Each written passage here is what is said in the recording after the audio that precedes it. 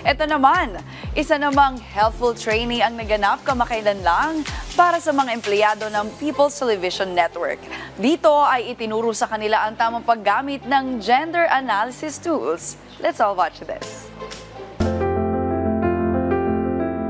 Ang gender and development ay mahalagang maunawaan ng publiko. Ito ay ang pagbibigay ng pantay na karapatan anuman ang kasarian at ito ay nakasaad sa Republic Act No. 9710, ang Magna Carta of Women. Mahalaga ang partisipasyon ng mga local government units at agencies para maisulong ang kamalayan sa mga empleyado tungkol sa usaping ito. Kaya naman isang training para sa tamang paggamit ng gender analysis tools ang isinagawa para sa mga empleyado ng People's Television Network. Ang gender analysis po ay isang regular process na ginagawa ng bawat government agency para maintindihan kung bakit may mga gaps pagdating sa mga different services, especially directed to different population like women, men, LGBT, etc.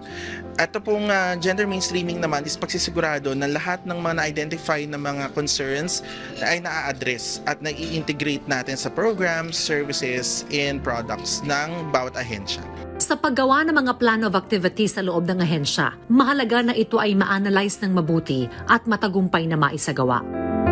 Pagdating sa gender analysis, lalo na paggamit ng Harmonized Gender and Development Guidelines, Enhanced Gender Mainstreaming Evaluation Framework, ito po mga tools na ito ay din-develop ng Philippine Commission on Women upang tulungan ang mga ahensya para mas maging sensitive sa kanilang mga serbisyo at programs.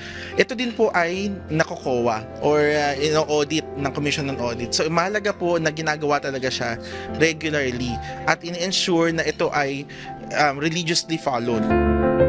Ito po ay makakatulong upang magsagawa ng mga policies, projects, programs, activities para po sa mga empleyado ng PTV, babae, lalaki, member ng LGBT community. Mag-participate sa mga activity na gagawin sa network, kasama din po yung mga provincial station natin.